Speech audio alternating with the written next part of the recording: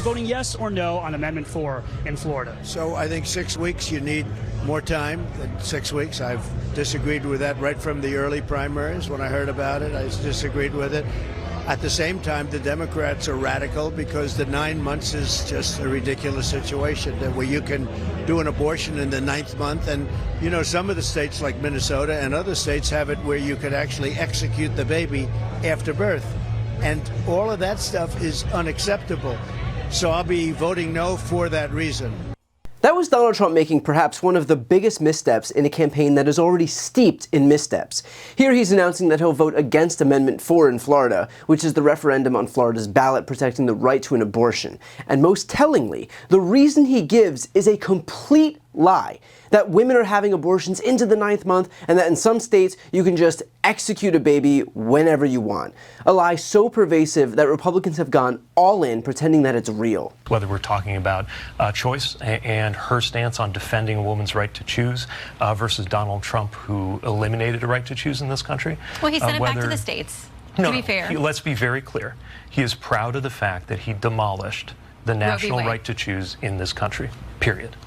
But there are states that are figuring this out. I mean, there are some that are, I mean, it's nearly impossible, a 6-week ban or less. But there are others, there are states in this country that allow no restrictions up until the due date of a child. There was a national right to choose in this country, law of the land, for 50 years, which the vast majority of Americans believed was the right thing to do. But Donald Trump made a promise when he was a candidate, one of the few promises he actually kept, by the way. You know, he didn't keep his promise of 6% economic growth. He didn't keep his promise to drain the swamp. He did have a pandemic to deal with. Well, but even before the pandemic, America went into a manufacturing recession, which really hurt places like where I come from in the industrial Midwest. But anyway, my point is, he broke his promise for that kind of economic growth. He broke his promise to pass an infrastructure bill, right? He said he would do that. He failed to do it. The Biden-Harris administration got it done. He even broke his promise to that January 6th mob when he said, I will be at your side when you march down to the Capitol. But he actually did keep 2 promises. He kept his promise to destroy the right to choose in this country, and he kept his promise on tax cuts for the rich. And if you want to know what a second Trump term would be like, I would start by looking at those rare promises that he actually managed to keep. He did say that he wanted to get rid of Roe v. Wade, but again, send it to the states where they are hashing this out empower the states to eliminate women's access to abortion. And also, as you know, the Republican Party continues to be interested in a national abortion ban. Which he's disavowed completely. Yeah, he's disavowed a lot of things. I don't believe him. Because he lies all the time. You think that his pledge that he would not pass a national ban is one that... It's one that's going to go down with most of the promises that he's made and broken. But whether it's Donald Trump or his dutiful little mouthpieces on Fox News, here are the facts. There is zero evidence that women are aborting up to the 9th month just because they want to. There are only 0.9% of women who get abortions after 21 weeks, and of those abortions, the actual evidence shows that they're happening because of fetal anomalies or health risks to the mother, or because of obstacles to abortion services posed earlier in the pregnancy. And by 30 weeks, the number of abortions is down to virtually 0. So when states allow abortions without restriction, that is a good policy, because it's there to ensure that when women need it, which according to the data is the only time it's used, they can get the appropriate care when they need the appropriate care, and not be subject to the whims of some Christo-fascist politicians who thinks that they're in government to enforce the Bible when they should be focused on putting themselves not between a woman and her doctor. So when Republicans like Donald Trump suggest that women are casually having late-term abortions up to the 9th month, they are lying to play on your emotions because they think you're stupid. In fact, I literally heard this same right-wing talking point spouted by RFK Jr. when I interviewed him, and I wasn't about to let up on him either. When you say that there are a huge amount of abortions that would necessitate some federal intervention, where is the proof of that? Well, I would have to look at the data again, and which I'm happy to do. But the data that we were shown was that there were a large number of abortions that were elective in the end, at the end of pregnancy. So if there are any abortions at that point, it's wrong. It's a viable child at 9 months, and let's say 9 months and 1 day. Should you be able to abort? I mean, do you think you should be able to abort a perfectly healthy child at 9 months? But there's no evidence that women are doing that. That's the whole basis for what I'm asking. When you impose federal interventions against women who the data show are dealing with fetal anomalies, health risks to the mother, then I shouldn't be litigating that. No government bureaucrat should be litigating that. That's a decision between a woman and her doctor, because these issues are highly personal. So for everybody watching, when you hear this tired right-wing talking point, ask one simple question. Where is the evidence that women are abusing abortion rights versus simply using them when those rights are most urgently needed? I'll give you a hint. They're not going to be able to give it to you. Now, lies aside, this is also just horrible politics by Donald Trump and Republicans. This is Trump announcing that he's going to vote against a referendum to guarantee abortion rights in a state where there is a 6-week ban in place, one of the most draconian bans in the country. This after Republicans have lost elections on this exact issue in Kansas, in Ohio, in Kentucky, in Virginia, in Alabama. And now, with about 60 days to go until the next election, Donald Trump continues to put himself squarely against those seeking reproductive freedom in this country. Which probably explains why he continues to come out almost on a daily basis and say stuff like this.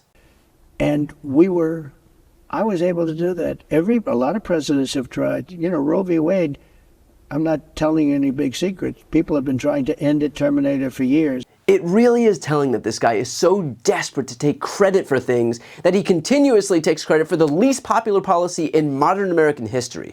Now, Kamala's campaign has issued its response, writing, Donald Trump just made his position on abortion very clear. He will vote to uphold an abortion ban so extreme it applies before many women even know they're pregnant. Trump proudly brags about the role that he played in overturning Roe versus Wade and said there should be punishment for women who have an abortion. So, of course he thinks it's a beautiful thing that women in Florida and across the country are being turned away from emergency rooms, face life-threatening situations, and are forced to travel hundreds of miles for the care they need. And understand he is not done. As a part of Donald Trump's Project 2025 agenda, he and his allies would limit access to birth control, threaten access to fertility treatments, and ban abortion nationwide with or without Congress. I trust women to make their own healthcare decisions and believe the government should never come between a woman and her doctor. When I'm president and Congress passes a bill to restore reproductive freedom, I will proudly sign it into law. The choice in this election is clear. And it's not just Kamala Harris herself. Tim Walz's wife Gwen has also come out after her own public struggles with fertility have made her an unwitting spokesperson on this issue.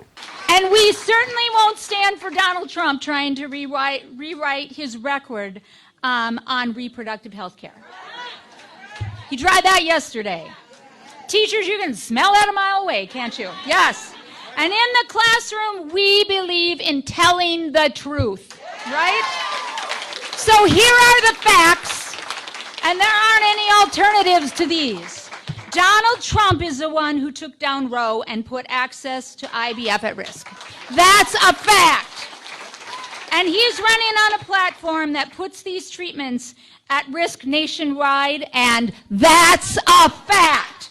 But he knows that that position is wildly unpopular. And guess what? That's a fact. So now he is trying to convince us that he won't follow through on it if he wins. Well, we won't let him get away with it, right? And that's a fact. So no matter how many false promises they make, we know that Donald Trump and J.D. Vance simply cannot be trusted. So as hard as Donald Trump tries to gaslight us into believing this lie that legal scholars wanted Roe overturned, as did the majority of Americans, we know what it looks like when we are being gaslit. We know what it looks like when our rights are being taken away. We know what it looks like when rape victims are forced to give birth to their rapist children. We know what it looks like when little girls who've been molested becomes moms in middle school. We know what it looks like when women are forced to carry non-viable fetuses to term, even when it threatens their own future fertility or their own lives. Republicans have waged a war on women in this country, and they're about to learn that women and their allies are more than ready to fight back, and we're gonna win. Before you go, just a quick note, if you'd like to see more of my content, which is always free of advertising, sponsorships, and paywalls, please make sure to subscribe to this channel using the subscribe button right here on this screen.